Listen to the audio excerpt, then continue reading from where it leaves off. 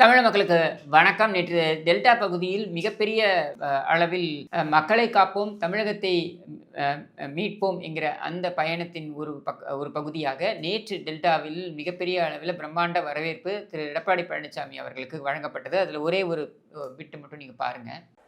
2 நாளைக்கு முந்தி இந்த பகுதியில் வந்து இன்றைய முதலமைச்சர் ஸ்டாலின் பேசுகிறார். எடப்பாடி பழனிசாமி என்ன செஞ்சாருன்னு.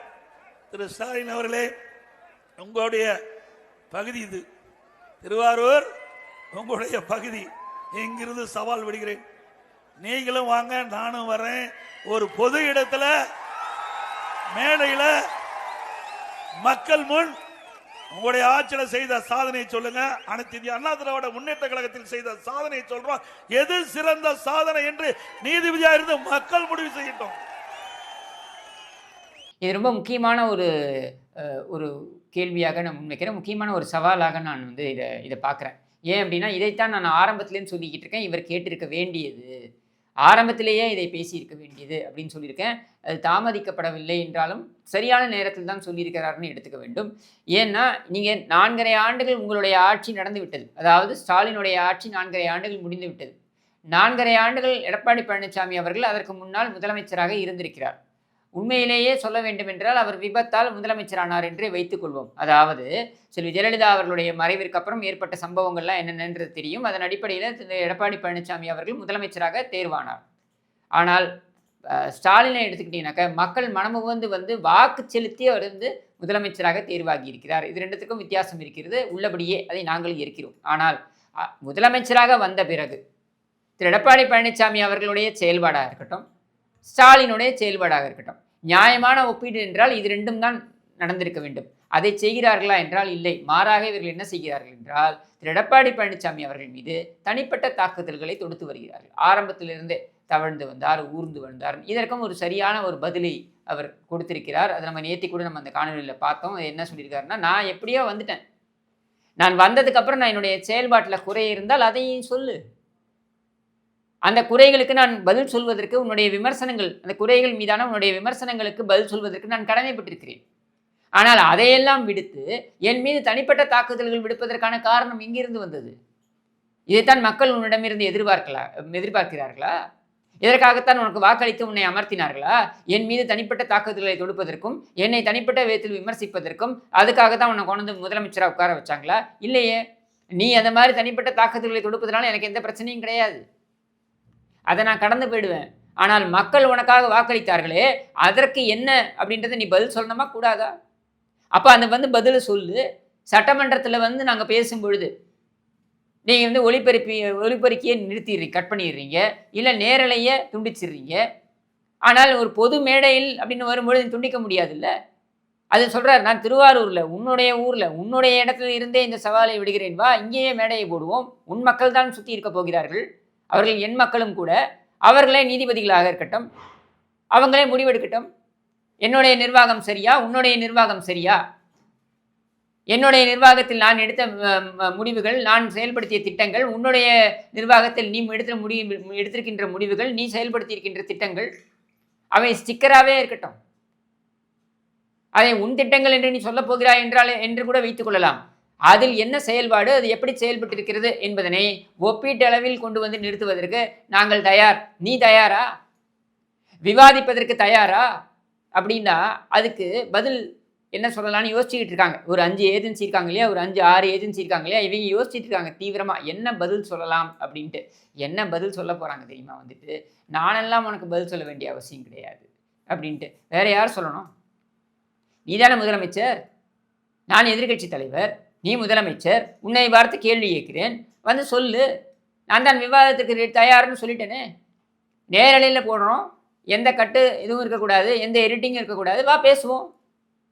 அங்கே நீ வெற்றி பெற்றால் மக்கள் மனமும் வந்து உன்னை மீண்டும் தேர்வு செய்யட்டும். யார் வேண்டாம் என்று சொன்னது? அப்போ இந்த சவாலுக்கு நீ தயாரா அப்படின்றது தான் கேள்வி. இதற்கு இவர்கள் பதில் சொல்ல மாட்டார்கள். மாறாக இவர்களுடைய அல்லக்கைகள் வந்து என்ன சொல்கிறார்கள் என்றால், எடப்பாடி பழனிசாமிக்கு எல்லாம் எங்களுடைய கவுன்சிலரே வந்து பதில் சொல்வார்ன்ட்டு. அதை தான் நாங்களும் சொல்கிறோம். கவுன்சிலருக்கு தெரிந்தது கூட ஸ்டாலினுக்கு தெரியாது என்பதைத்தான் நாங்களும் சொல்கிறோம். கவுன்சிலர் என்பது ஒன்றும் கேவலமான பதவி கிடையாது. ஆனால் ஸ்டாலினுக்கு ஒரு கவுன்சிலருக்கு இருக்கக்கூடிய தகுதியோடு கிடையாது என்பதனைத்தான் ஆரம்பத்திலேயும் சொல்லிக் கொண்டிருக்கிறோம். இன்னும் ஒருபடி மேலே போய் சொல்கிறேன் நான். அண்ணா அறிவாலயத்தில் வாட்ச்மேனுக்கு இருக்கக்கூடிய தகுதிகள் ஸ்டாலினுக்கு கிடையாது அப்படின்றது தான் சத்தியமான நிதர்சனமான உண்மை. ஆனால் இதை ஏற்க மறுக்கிறோம். ஏன்னா நம்ம மைண்டில் டியூனாக இருக்கும். இன்னாருடைய மகன் என்றால் நம்மளுடைய பாரம்பரியமாக இருக்கட்டும், இல்லை நம்முடைய குடும்ப வழக்கங்களாக இருக்கட்டும், நம்மளுடைய வாழ்க்கை முறையாக இருக்கட்டும், இதெல்லாம் நம்ம மனசுக்குள்ளே ஒரு ஆழ் மனசுக்குள்ளே ஒரு சில சிந்தனைகளை விதைத்திருக்கிறது, ஒரு சில எண்ண ஓட்டங்களை விதைத்திருக்கிறது. அது என்ன அப்படின்னா, அப்பா அவருடைய பண்புகள் அப்படியே மகனுக்கும் மகளுக்கும் வந்து சேரும். அதனால் அவர் சிறந்த ஒரு விஞ்ஞானியாக இருந்தால் மகளும் வந்து அல்லது மகளோ மகனோ அவர்களுக்கும் அந்த பண்புகள் இருக்கும். அதே மாதிரி வேறு ஒரு துறையிலையும் அது மாதிரி மருத்துவராக இருந்தாலும் அப்படித்தான், பொறியாளராக இருந்தாலும் அப்படித்தான். இப்படியெல்லாம் இருக்கிற வகை பார்க்கும் பொழுது அரசியலிலும் அதே தான். கருணாநிதி ஒரு சிறந்த அரசியல்வாதி, நான் ஏற்றுக்கல, இருந்தாலும் சொல்கிறேன். கருணாநிதி ஒரு சிறந்த அரசியல்வாதி என்று நினைக்கக்கூடியவர்கள், சரி கருணாநிதி மாதிரி அவர் மகனும் இருப்பாப்புல, தந்தையோடைய கடமைகளை எல்லாம் மகன் செய்ய வேண்டும் அல்லது மகள் செய்ய வேண்டும் இப்படின்ற வாழ்வாதாரத்தை நாம் கொண்டிருக்கின்ற காரணத்தினால் அதை அப்படியே அரசியலிலும் பொருத்தி பார்க்குறோம். கருணாநிதி வந்தார், திருட்டுறையில் வந்தார், வித்தவுட் டிக்கெட்டில் வந்தார், ஆனால் திருடினார் எல்லாம் பண்ணாலும் கூட ஏதோ ஒரு இடத்துல அரசியல் செய்தார். அது மாதிரி ஸ்டாலினும் வந்து ஒரு சிறப்பாக அரசியல் செய்வார் அப்படின்ற ஒரு எதிர்பார்ப்பை நாமே வளர்த்துக் கொள்கிறோம். ஸ்டாலினுக்கு தனிப்பட்ட விதத்தில் தகுதி இருக்கிறதா? என்ன தகுதி? அந்த மிசா கசமுசாங்கிற அந்த ஒரு விஷயத்தை தவிர்த்து வேறு என்ன ஸ்டாலின் செய்திருக்கிறார்? ஒரு எம்எல்ஏவாக, ஒரு மேயராக என்ன செய்திருக்கிறார் அப்படின்றதை எடை போட்டு பார்க்கின்ற அந்த ஒரு மனப்பான்மை நமக்கு வருவதில்லை. உடனேயே கருணாநிதி வந்து விடுகிறார். ஸ்டாலின் என்று நினைக்கும் பொழுதே கருணாநிதி வந்து விடுகிறார். இது தவறு. அந்த தவறால் தான் நாம் இப்பொழுது அனுபவித்துக் கொண்டிருக்கிறோம். அப்போ இது மாற வேண்டும் அப்படின்னா உள்ளபடியே ஸ்டாலின் அரசியலில் இருப்பதோ அல்லது ஸ்டாலின் முதலமைச்சராக தேர்வாவதோ அல்லது அவருடைய மகன் உதவாநிதி அடுத்த முதலமைச்சராக தேர்வாவதோ அல்லது எதிர்க்கட்சி தலைவராக வருவதோ அல்லது ஒரு எம்எல்ஏவாக இருப்பதோ அதெல்லாம் நம்ம பிரச்சனையே கிடையாது. மக்கள் தேர்வு செய்கிறார்கள், மக்கள் முடிவு செய்கிறார்கள். மக்களுடைய முடிவு மகேசன் முடிவாக நம்ம ஏற்றுக்கொள்கிறோம். ஜனநாயகத்தில் அப்படித்தான் இருக்க வேண்டும், அதில் ஒன்றும் மாற்றுக்கிறது கிடையாது. ஆனால் மக்கள் எதன் அடிப்படையில் இந்த தேர்வை செய்கிறார்கள் அப்படின்றதை நம்ம எடை போட்டு பார்க்க வேண்டும், அதை விவாத பொருளாக்க வேண்டும். அப்போ கருணாநிதி என்கிற ஒரு மனிதர் இருந்தார் அப்படின்ற ஒரே காரணத்திற்காக ஸ்டாலின் நீங்கள் ஏற்பீர்கள் என்றால், 50 ஆண்டு காலம் அரசியலில் பயணித்தார் என்கிற ஒரே காரணத்திற்காக நீங்கள் ஸ்டாலினை வந்து தேர்வு செய்வீர்கள் என்றால், அப்படி தேர்வு செய்தீர்கள் என்றால் அதில் மிக மோசமாக அவர் நம்மை ஏமாற்றி இருக்கிறார் அப்படின்றது தான் அவருடைய இந்த 4.5 ஆண்டுகள் செயல்பாடு நமக்கு உணர்த்துகிறது. இதை ஏற்க நம் மனது ஏன் தயங்குகிறது அப்படின்றது தான் இங்கே கேள்வி. இது இப்படித்தான். தந்தையுடைய பெயரை மகன் காப்பாற்றவில்லை என்றாலும் அப்படின்னு நம்ம கடந்து போவோம். தந்தையுடைய பெயரை மகன் காப்பாற்றுகிறான், காப்பாற்றல, அது அவனுடைய தனிப்பட்ட பிரச்சனை என்று இருக்கின்ற வரையில் நமக்கு பிரச்சனை இல்லை. ஆனால் காப்பாற்றுகிறேன் பேர் வழி என்று இந்த நாட்டையே கொண்டு போய் படுகொலியில் தள்ளுவார் ஒருவர் என்றால் இதை நாம் பார்த்து கொண்டிருக்க வேண்டுமா என்பதுதான் கேள்வி. உளவியல் ரீதியாக முன்வைக்கின்ற கேள்வி இது.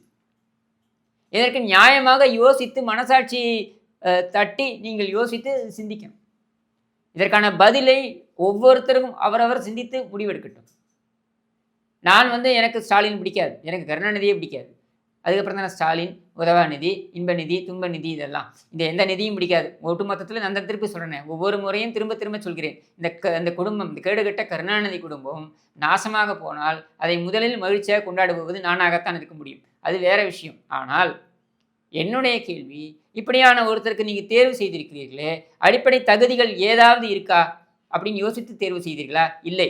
சரி, வந்து அமர்ந்து விட்டார், வந்ததுக்கு அப்புறமாவது அந்த தகுதிகளை அவர் வந்து வளர்த்து கொள்ள வேண்டும் என்று முயற்சி செய்தாரா என்றால் அதுவும் இல்லை. மாறாக இதை வந்து அப்படியே அலங்கார பூச்சு போட்டு நம் முன்னால் கொண்டு வந்து நிறுத்தி இதை போல ஒரு சிறந்த நிர்வாகி இருக்க முடியாது என்று இவர்கள் பணத்தை வைத்து விளம்பரம் செய்து நாடகம் ஆடுவார்கள் என்றால் இது எவ்வளோ பெரிய மோசடி.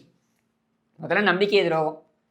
கொடுத்த வாக்குறுதிகள் இருந்து நீ நிறைவேற்றலை, அடுத்து நீ சிறப்பாக செயல்படுவே என்று உன் மீது வைத்த எதிர்பார்ப்பையும் ஏமாற்றத்தில் தள்ளிவிட்டாய். ஆனால் அதெல்லாம் போதாது என்று மீண்டும் தொடர வேண்டும் என்பதற்காக இவர் சிறப்பாகத்தான் செயல்படுகிறார், இவர் மிகப்பெரிய திறமைசாலி என்று ஒரு மேல் பூச்சி போட்டு ஒரு அலங்காரம் செய்து கொண்டு வந்து நிறுத்துறாங்க. நான் சொல்கிறேன், சுந்தரா டிராவல்ஸ்னு சொல்கிறார் இல்லையா ஸ்டாலின், நான் சொல்கிறேன் சுந்தரா டிராவல்ஸில் வரக்கூடிய அந்த மாப்பிள்ளை கேரக்டர் தான் இந்த ஸ்டாலின். நல்லா பவுடர் போட்டு திஷ்டி போட்டு வச்சு கொண்டு வந்து நம்ம முன்னாடி நிறுத்திட்டாங்க அலங்காரம் செய்து. இப்போ இதை வந்து நாம் ஏற்றுக்கொண்டே ஆக வேண்டும் என்ற நிலைக்கு நம்மை தள்ளுகிறார்கள். இதுக்கு நாம் உடன்பட போகிறோமா இல்லையா என்பதுதான் நம்முன் வைக்கின்ற மிகப்பெரிய கேள்வியாக நான் நினைக்கிறேன். என்னுடைய பதில் நான் சொல்லிட்டேன். அதில் ஒன்றும் மாற்றம் இருக்க போறதில்ல. உங்களுடைய பதிலை பற்றி நீங்களே சுய பரிசோதனை செய்யுங்கள் என்று கூறி விடைபெறுகிறேன். நன்றி, வணக்கம்.